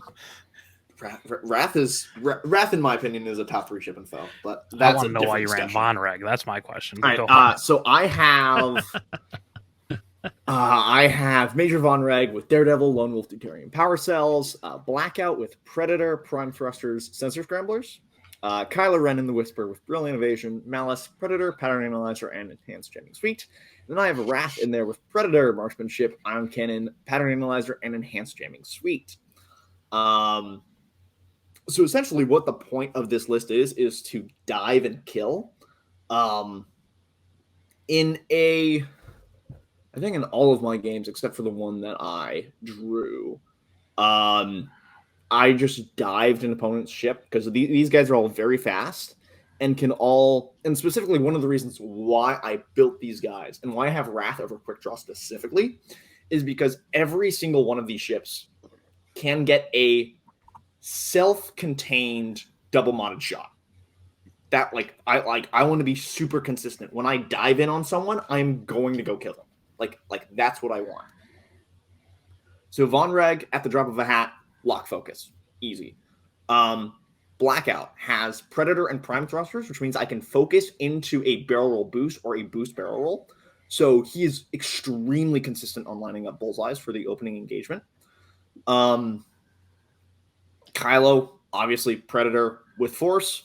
All he needs to do is just line up the bullseye. He can jam as well. Wrath is generally the trickier one. I need to line up the bullseye. But at I5, it's fairly easy to just see where my opponent lines up in I3 or in I4. I just stick Wrath across from him. And, if they turn away, Wrath can just 5 straight boost and then go get a good bank. Otherwise, if he needs to go boost or barrel roll and then jam, he still gets a mod compared to Quick Draw, who has to lock every turn and then is basically locked out of a defense, locked out of a focus token every turn. If I line up the bullseye with Wrath, I get the focus, I get the Predator. It's like that is a very consistent shot, and especially if I have 4 double modded shots, I remove targets. 4 double modded 3-die shots every turn removes a lot of ships from the board, especially when it's followed up with 2 jam tokens. And the double jam at I5 kept me in a lot of games. And from my practice has kept me in a lot of games. Going up specifically against some of the more meta lists that we do see, the Rebel lists that have been going around with Han Luke +3, it is very easy to catch any of the 8-wings off guard. We can jam them. We jam Luke's torpedo every turn. He has to instinctively aim that pretty much every turn. And then mid-game, once Han gets close, we just double jam Han every turn. Bistan and Percop, no longer an option. Going up against some of the Empire lists, Boy Vader without a lock is very sad. Removing the bombers' focus tokens after they perform the focus action is very funny because their locks on rocks don't save them when I can just jam Jonas or Reimer after he moves. Same thing with Rack. We can burn through Rack's lock on a rock and then his reinforce as well, because generally Rack reinforces, and then if he has any other way to get actions like Morna keeps reinforces then locks, we can burn through those tokens fairly quickly at I5. And then a lot of the scum lists that just require tokenless fangs,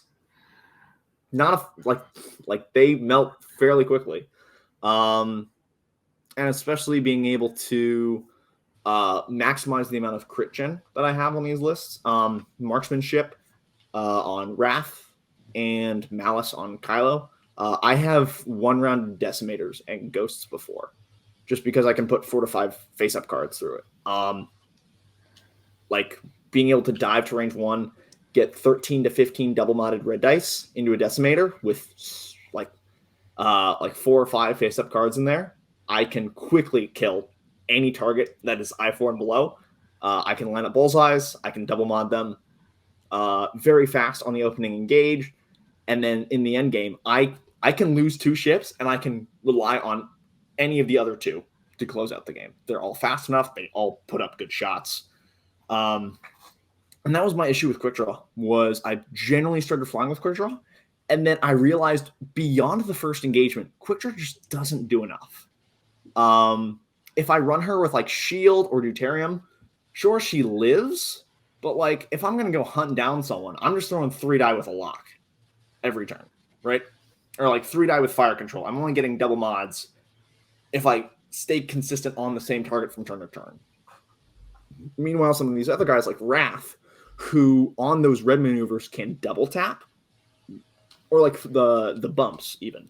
If I just bump into you and I take the red focus, I get a free bullseye attack at range 0 before I get to shoot someone else.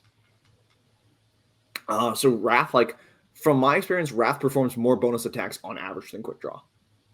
And that was one of the reasons why I took Wrath, just because in a 4-ship list, I need as many dice rolled as possible. And so Wrath being able to have those bonus attacks on those red maneuvers and on those bumps really solidified him as a better ship than Quick Draw. And especially for this meta, having a second jam action at I5, where it's all right, I'm going up against an Empire list. We're going to prevent 2 barrage rockets every turn. If that's my goal, I'm going to prevent the barrage rockets until I've killed the bombers. Or if Vader's my main issue, I'm just going to stick one of the Whispers on Vader every turn. Meanwhile, I have another Whisper that's free to go jam whoever they need to. So yeah, I've been having a lot of fun, a lot of success.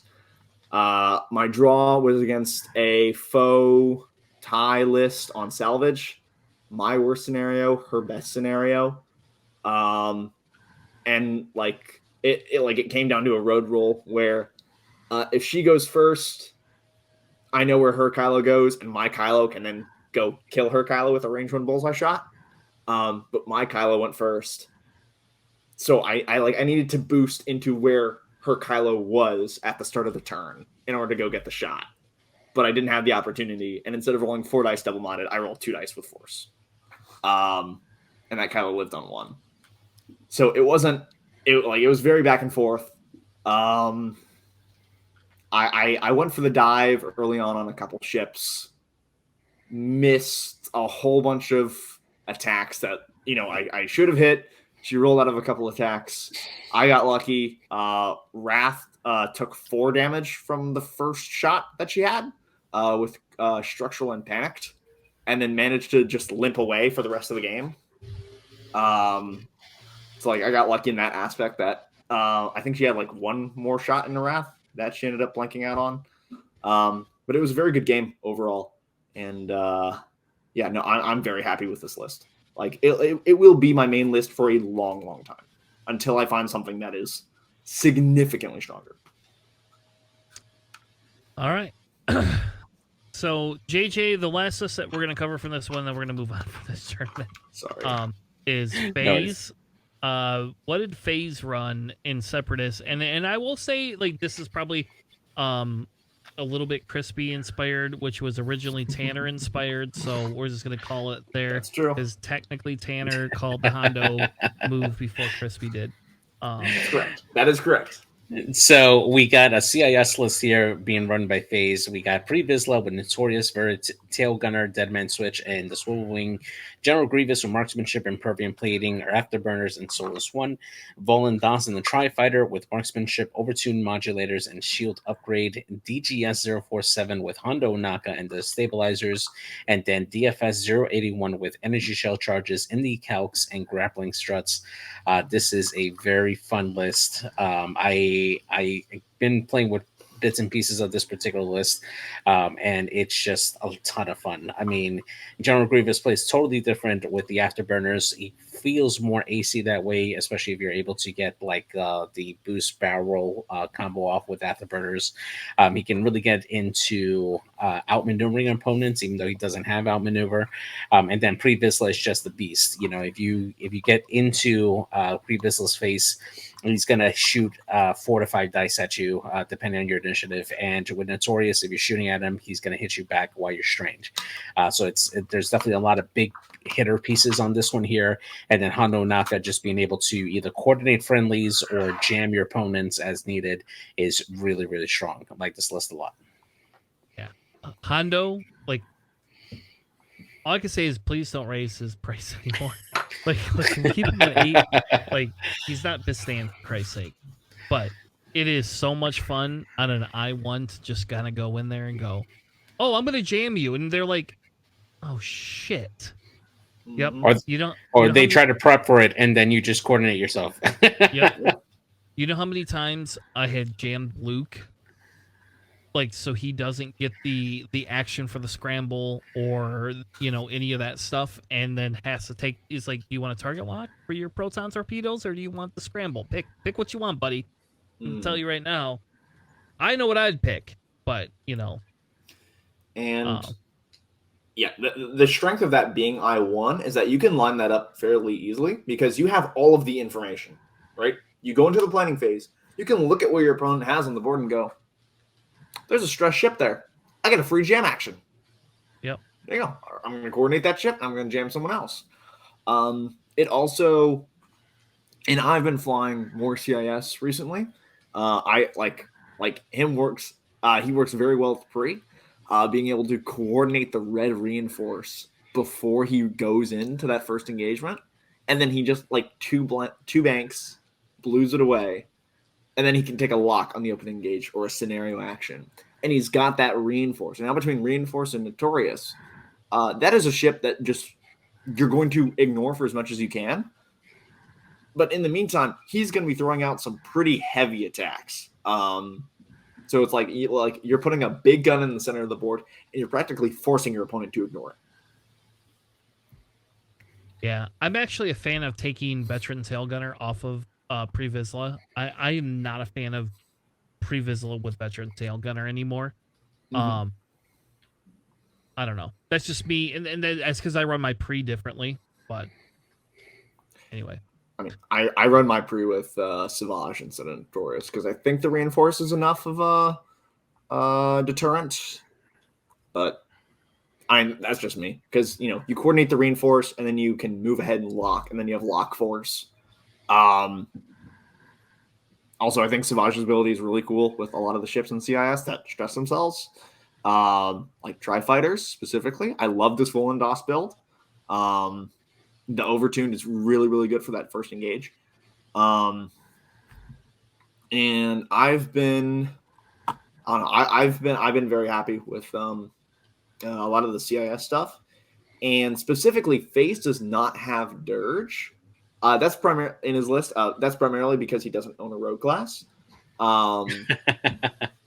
As much as I've tried to convince him to go get one, he doesn't get one, and then he just still performs well. So it's challenging the idea that I see Dirge in almost every single CIS list, right? Yeah. But the 4-point core is pretty solid, where you can throw Volan or you can throw T81 in there, and they will still perform well for a 4-pointer. You don't need Dirge. So I mean, I think it's very nice to see a CIS list performing well without Dirge. I think that's very healthy. Dirge is not a staple, quote unquote, where it's like you need him in order to survive.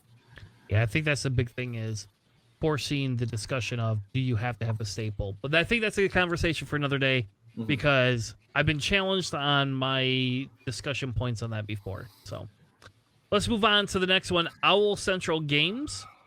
And this is the one that had the scum list that made top.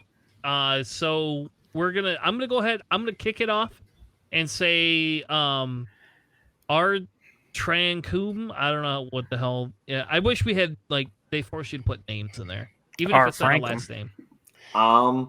If you go to their profile, Emily, it sometimes has their name. I know my name is up by my profile, and I know some people do. It's just if you go to their profile, you can check, and it appears that there's not a name for this one. I'm pretty lazy. I'm not going to do that. So, if we're going to be honest with you.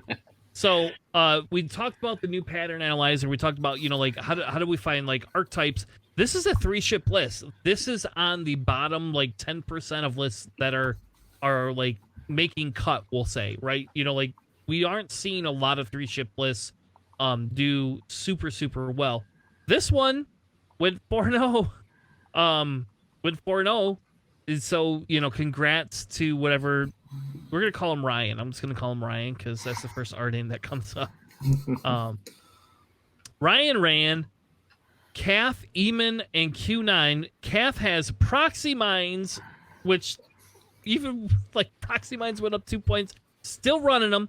VTG, Marauder, Contraband, makes a lot of sense. Pretty simple build for Calf. Eamon with Marksmanship, Viziago, for Christ's sake, we see a 3-ship list win, and then we see Viziago. Yeah. Crazy. I love that guy. I love him from the cartoon. That's one of my favorite characters in Star Wars. But Prox Mines, Slave 1, which I'm assuming is the... It has to be the CIS one. The CIS one. Correct, yeah. And VTG. And then we have Queel, Greedo, Contraband, Shield Upgrade, Razor Crest title. Not quite sure why you put Shield Upgrade there. You could do a lot of other things. Not really. You can get a Force crew. You can get Force. I don't know. This Q9 build is... It's unique. It is it's beyond me. I do not I understand Greedo. I for 1 point, that's fine. And I get it where it's if you have Greedo and Queel working together, where it's you get the crit gen, which is very good to have, and then you getting a whole bunch of crits back isn't as bad because if you just Queel, you have a pretty good chance to just flip all of those face up cards face down. That doesn't stop the panicked or the direct hits that you take, which fix themselves, and then Queel, you have to roll really well to get rid of them.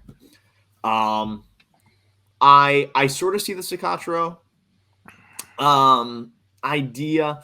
I don't know whether that's because I know this goes back to like the ruling on Razor Crest, where the illicit that you hide, it has to be legal to put on the ship, correct? Mhm.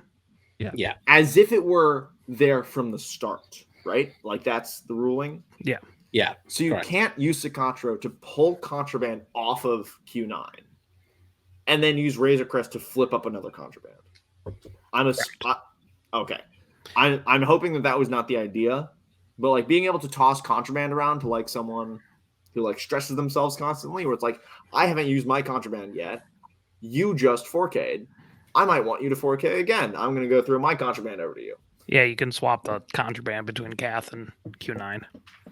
And those are the only people running illicits. You can. Do you have to swap to? I'm not as familiar with. Yeah, to swap them. Okay, so it's not like you can just take one if you don't have an illicit. Nope, No. you had to exchange them. Interesting. Yep. You could swap the contraband or swap whatever you brought the Razor Quest after you revealed it. Yeah. But there is a but And you actually, be no, in range you can't. 0 to 1. Like, Yeah. this is crazy to me. I You mean, also- it's 1 you point. Also, I guess that's can't what they did. swap. Okay, so like, let's just say you take codes on Q9, right? You can't swap the codes with the contraband because then you have 2 copies of contraband and that's illegal. That is also not allowed via the Visago rules. So you can Yes. only swap the 2 contrabands. That is the only instance. Or whatever the Razor Quest fancy one, if it was like overtuned or something, right? No, because that's the thing, right? Because even if you send the overtuned over to CAF, you have to take the Oh, that's contraband right. back. Yeah. And then you can't have 2 copies of contraband and you can't have that. Quality list building. So for 1 point, you have the option to at range 0 to 1 swap the copies of contraband. Mm-hmm. I mean, for 1 point, if you've got nothing else to do, Yeah, you don't want to just take off marksmanship and add something like cutthroat. I don't know. I don't even know what you do. You just have 2 I don't either. points 'cause left over. I mean, still also, don't like- understand the shield upgrade. I'm sorry. It befuddles the hell out of me why we have shield upgrade here.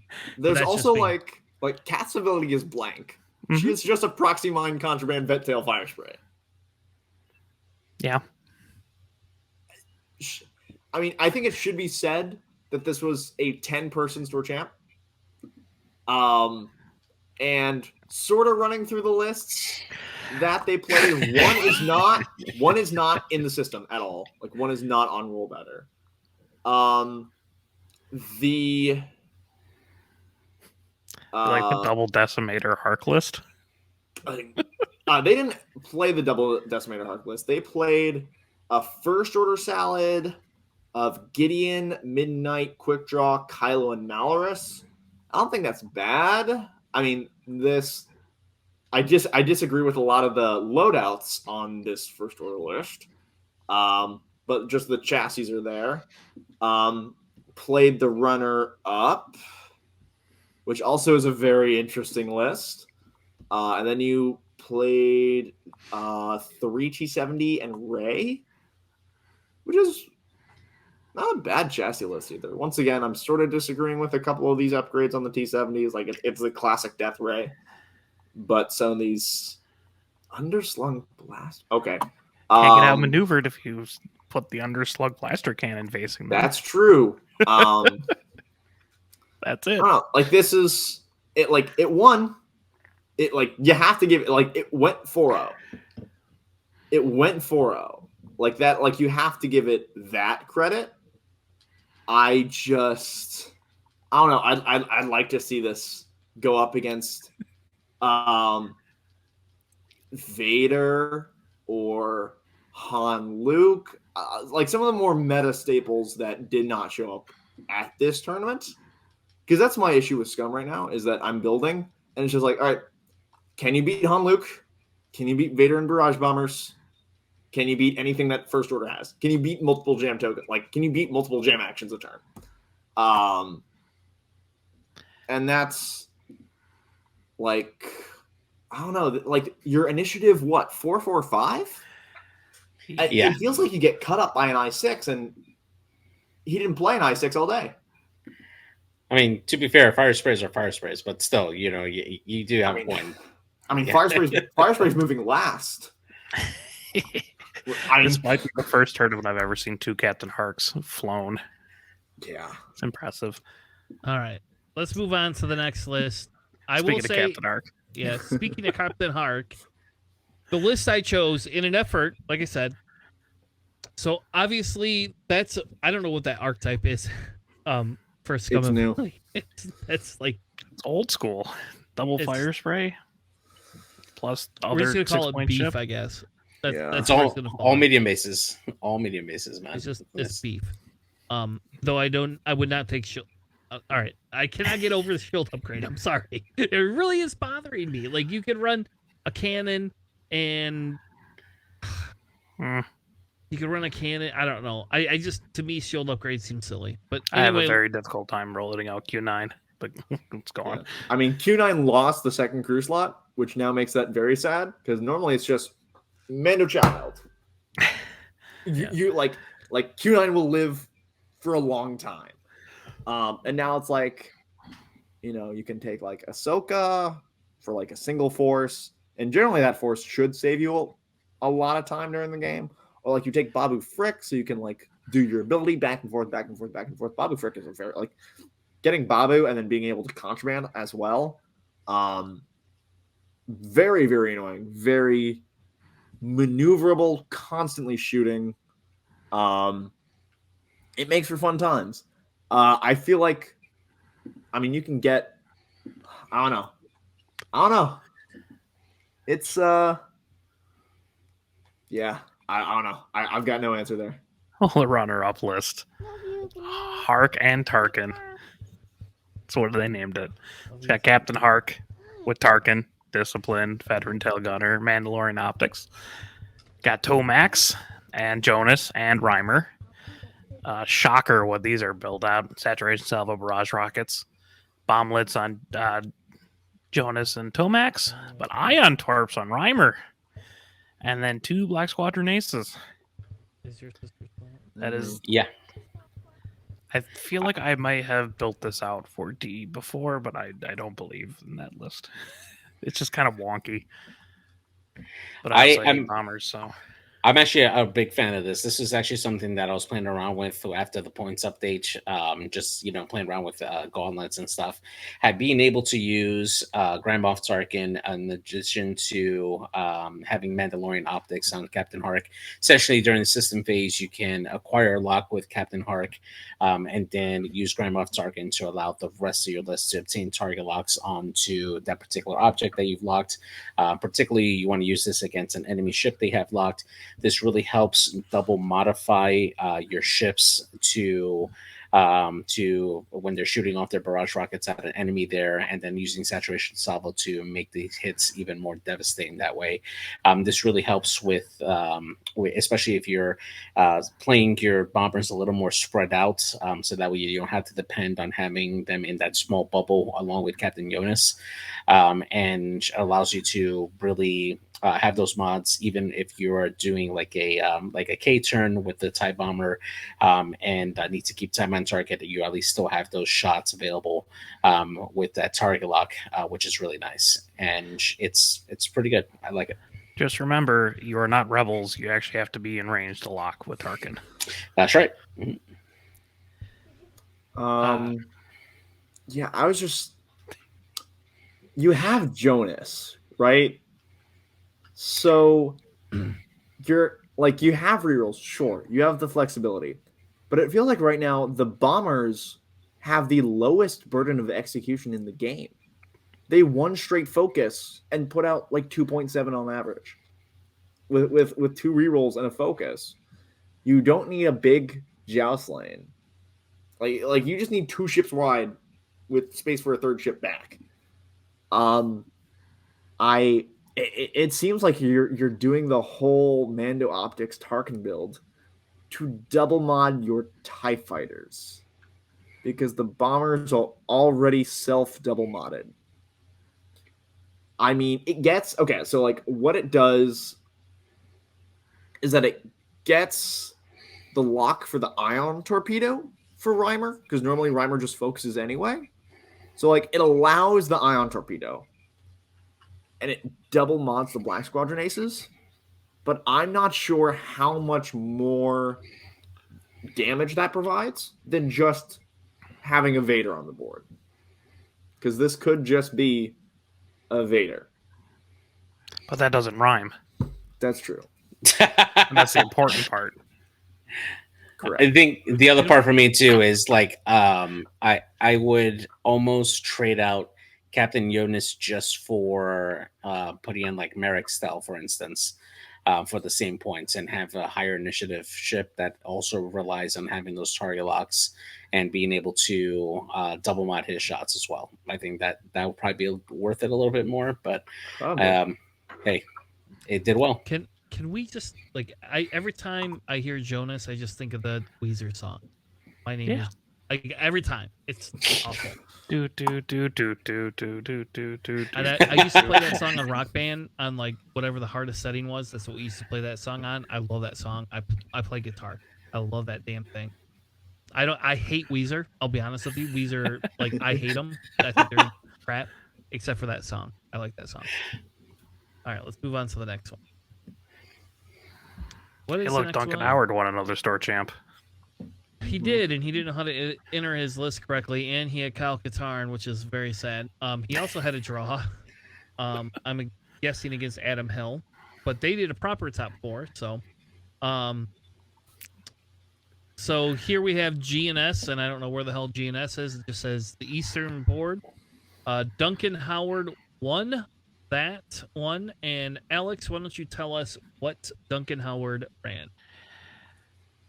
It's a throwback kind of list here to some very degenerate days in 2.0. You have Hera in the A wing with Magpulse and Hopeful, which is what I would run Hera with. You had Kyle Katarn with Jyn Erso, Hopeful, and the Moldy Crow title, which I would not run because Kyle Katarn is 5 health. You got Benthic with Leia, Perceptive, and Hopeful. You have Sabine and the TIE Fighter with Lone Wolf. Then you have Boudica with Beskar, Mando Optics, and Predator. It's a lot of token sharing. It's a lot of, oh, you're getting shot right now? Here's a free evade.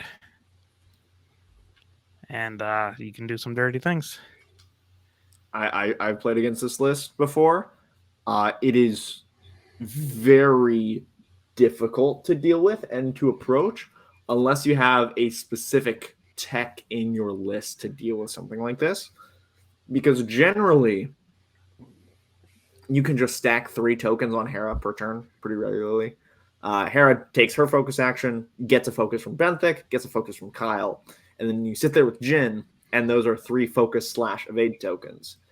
And you pretty much just wait for the guns, the 3-die guns on Benthic, Boudica, and Kyle to just eventually put damage through. You can maybe lock with Hera on the first engage for that Mag Pulse and then toss that lock around to whoever has a good shot. But it's pretty much, you just wait out Boudica, and Boudica, being able to double tap, being able to get mods on both of those shots. It's just like you got to pick a ship early to kill, because a Boudica with 3 to 4 focus tokens is quite difficult to kill quickly. So generally my plan going in this is, depending on the list, it's really just target of opportunity. Like you got to burn through the tokens one way or the other. If you can, try to take out Kyle, because specifically taking out Jyn is a big factor. Yeah, I'm actually surprised that he put Jyn Erso on Kyle Katarn instead of like Benthic, because that's the classic. You just pass the focus over, and it's a much sturdier platform. I mean, you can run Kyle in the back, sure, but I don't know. Hawks just put Leia on Kyle. Health. It's less impactful. But the thing there is that Kyle, Leia directly helps Benthic, because you want to be able to have that white stop so you can rotate and go find your target. So it is more helpful to Benthic to keep Leia around. So that way, if Kyle dies, you're still fairly self-sufficient by yourself, rather than you holding on to Leia which is still you holding on to Jin instead of Leia, which is very good. But now Benthic is just on like focusing duty. He doesn't have as much of an opportunity to do the white stop and rotate, so he can't help out and keep shooting at the same time. So it's a bit more. I want to say it's a bit more helping towards Benthic. And like Benthic's 8 health is going to have all those tokens.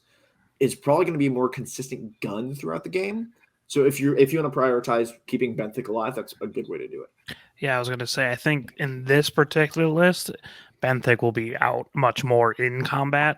So I can see where the logic is putting Jin on like Kyle Katarn, because Benthic's going to be more in the fight. Mm-hmm. Probably because you're really, really depending on Benthic and Bodica to do most of that work, with Hera just kind of supporting and doing the mag pulse once, and then Sabine's doing whatever Sabine's doing. She's not part of the fight. It's just I was thinking of something similar with Garvin for infinite focus, kind of shenanigans, classic Heratani kind of stuff. But I mean, this list is pretty tough to go through. Now, if I remember correctly, Duncan Howard now has 3 store championships, right? With different graphics. So. Thanks. Only 4 more to go. Good luck with the scum where are one. you at with that? How many store champions do you have with different factions? I am 0 for 1. I'm just listen. I'm an online player. I'm not good in person. The skills don't translate. I don't know, man. I played you a lot, bro. I think you're just as good. I mean, one of my favorite memories from Worlds in March was Duncan Howard sitting across the table telling me that online play doesn't translate. All right, let's move on. Yeah. Chrispy, tell us what the hell Paul Heaver ran and why. Yeah. So Paul's got 3 SOC ships, Oddball, Wolf, and Anakin. In the Ada, 3 very consistent ships. Then you have 2 N1s. You have Padme with Juke, passive sensors, plasma torpedoes, and Q7 astromech. And then you have Rick Ale with Juke, Crackshot, and Q7 astromech. So, I why think he's Q7 to flex on someone. It actively makes your list worse. How cheap is Q7? That's One that's point. my initial 1 thing. point. So. It's 1 point. If you have a spare point, No, but it hurts you because then you can get tracked onto rocks. Because when you boost your barrel roll, you can overlap obstacles. So the tractor rules can now put you onto rocks by boosting your barrel rolling you onto those. If you run into a list with tractor and that happens, I think that's like, I don't know. That feels like a long shot. Sure, like it can happen, absolutely. But for 1 point, being able to like go, I don't like where I'm at. I'm just gonna boost through this gas cloud, and just that's exactly what I was gonna say. It's just if you have the gas cloud and you have an oncoming onslaught of target locks coming your way, that's a pretty good way to get out of town and boost out of being a gas cloud at the expense of getting a strain. And possibly an ion.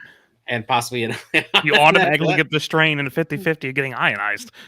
Yeah, exactly. So, I mean, I think that's just like an emergency maneuver. I'm very curious if you actually use it during the tournament there. But, hey, I mean, it could have a use. Heaven forbid if you get the 50-50 if this barrel roll fits between this obstacle or not, because you could just put it on the rock now. You have to do that barrel roll. So just to make sure I'm getting the order operations right. So let's say that you do a 5 straight into a gas cloud, right? Are you able to still get the evade token action, or do you have to roll for the ion? The game effect takes first. Damn, that sucks. Yeah. Unless it's pattern analyzer, and then pattern analyzer always is in your favor. So if you have the 50-50 getting ionized by going through the gas cloud and not landing on it, and you don't get ionized, then yes, you could do the booster barrel roll through them. Do we know what Paul took? No idea. 4. He went 3 and 1. Yeah, so No. In terms of obstacles. Oh, I don't know. I don't know. Obstacle wise. You can look it up. I don't see a benefit for bringing those for 1 point. I mean, there's nothing like Juke Crack Shot takes up all of Rick's loadout. There's except for 1 point, which he doesn't have a mod slot. You don't have to bring Q7. You don't have to build up to 100% of the points. Sure, but you can take it. It gives you an option, right? If you happen to run into a Sun Fac and you then put yourself in that situation, I feel like Paul's good enough to play around that. But no, I like Padme. I think that's a good play. I think she's really good, especially if you're going to stack 2 copies of Juke in there. Then you just let the Arcs face tank, and then you let Padme, Rick, Annie do the damage. Just a fairly solid all around list. And Padme can shoot last in that list too, because she's the same initiative as like Wolf. Yep. And on the rest of your 5 or 6, so yep. The Juke's effective. Yeah. Also the passive plasma, so you can, if you haven't gotten a ship's shields down yet, you can take that, or you can just go ahead and get started on another target while the rest of your list finishes off someone. So, I don't know. It's a solid build. I like it, except for the Q7. That's all. All right. Last one we're going to cover tonight, and we're going to call it a night, is Imperial Outpost. They had enough to do a top cut. These are your top lists here. Looks like Crazy Game came out ahead here. Crazy Game ran an Empire list with Tomex, Bran, Reimer, and Jonas, all with Saracen, whatever, Salvo crap, barrage rockets, bomblet generators, except for Reimer has seismics and delayed fuses. And is that because Reimer doesn't have 2 bomb slots? Reimer does not have 2 device slots. And then Payload. Boy Vader and Vizier with Palpatine instead of the normal Vizier we've been seeing. Obviously, a pretty solid list, very similar-ish to what we've seen before.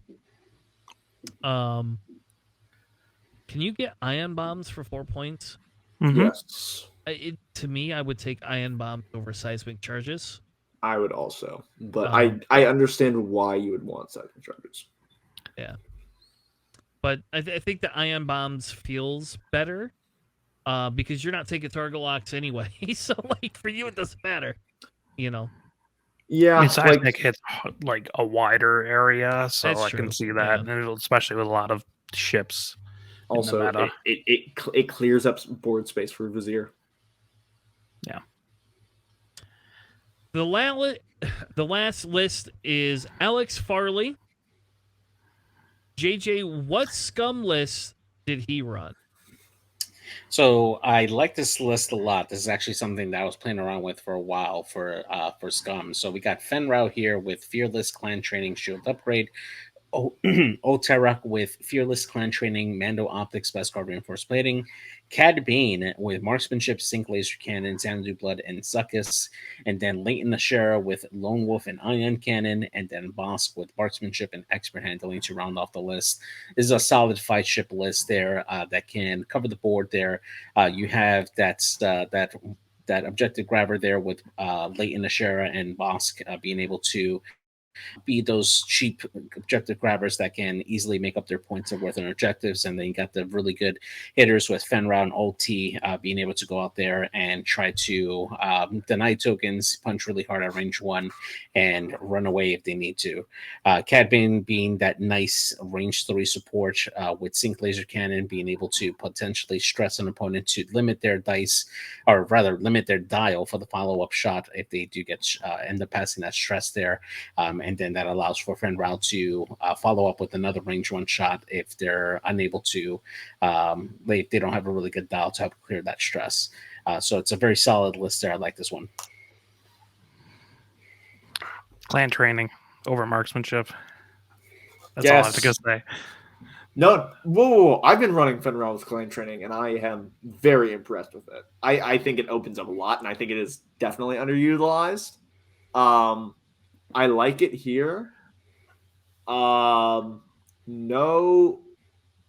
no movement upgrade on either Fenrir or Alterok, so no burnout thrusters and no burners. Mhm. You are really trusting those guys to get to where they need to be. And going for Beskar on Alterok and Shield on Fenrir. So like you are definitely trusting, and I know Alex is a fantastic player. So if he feels like he's able to get those range ones off where he doesn't need the extra upgrades, he doesn't need to spend points to get himself to range one, I think that's a good use of his points then. But like, yeah, being able to scenario action with Fen and then clan training for a focus at I6, that way you're fine. Or like if you get outside someone's firing arc, you can then just lock and then clan training, and you don't need to worry about using Fearless for your mod because you can just get the double mod right away. So it's very, very good. I like the rest of the list is just solid value pieces. Boss is good. Cat over Dirge, I think is interesting.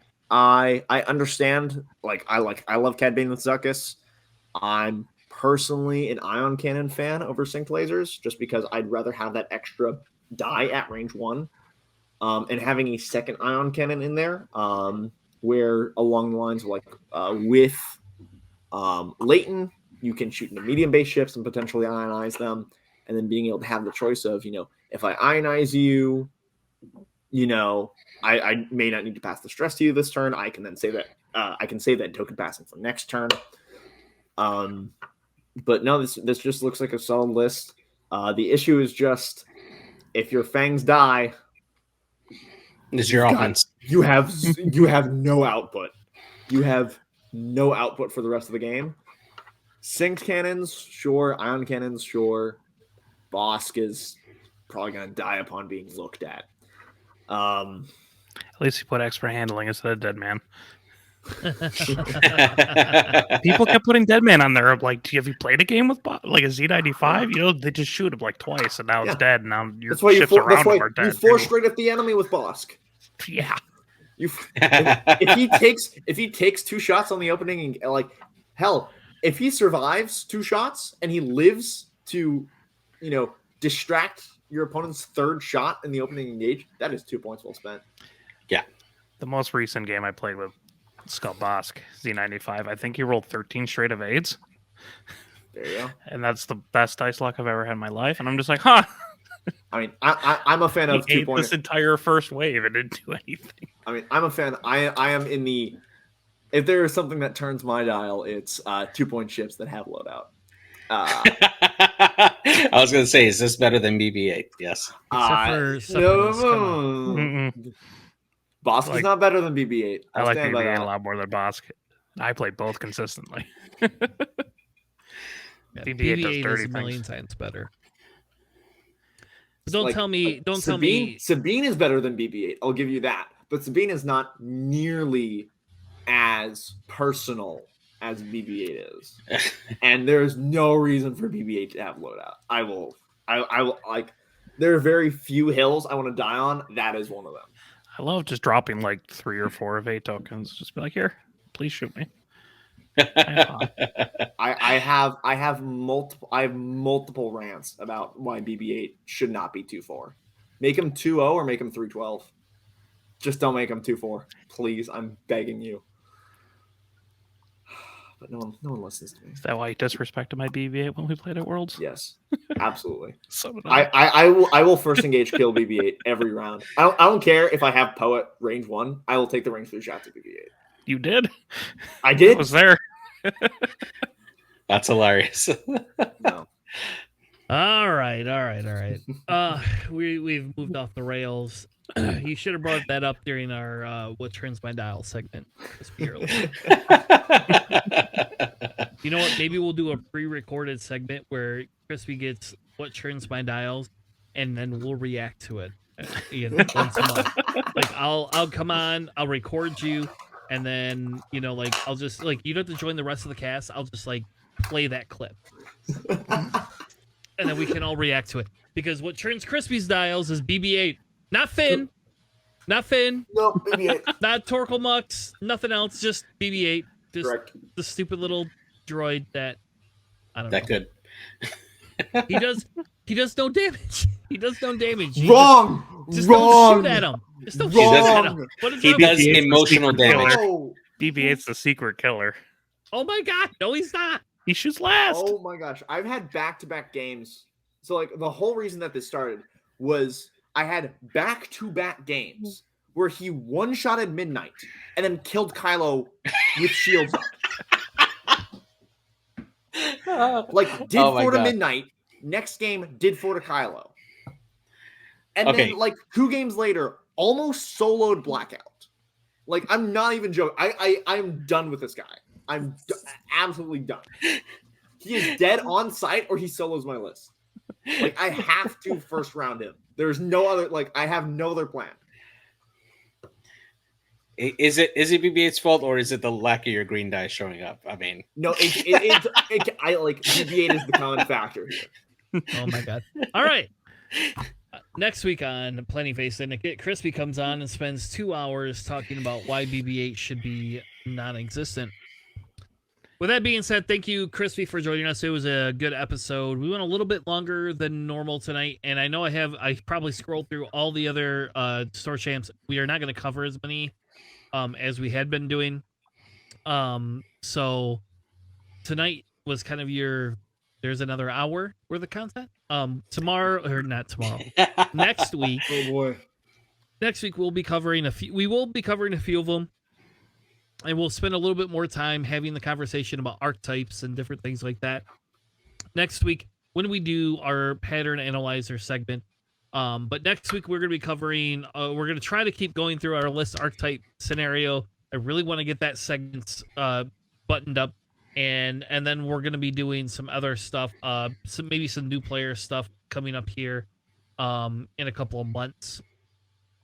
If you want to, you're welcome to join our Patreon. You're welcome to join us here on Twitch or on YouTube or through our podcast app. Make sure you like, subscribe, do whatever floats your boat to be a part of our community. I will admit our Discord is not the most active Discord, but you're welcome to join our Discord, and we share our stuff. That's where we share most of our discussions on there. JJ's supposed to be posting on Facebook, so hopefully you can see our stuff on Facebook as well.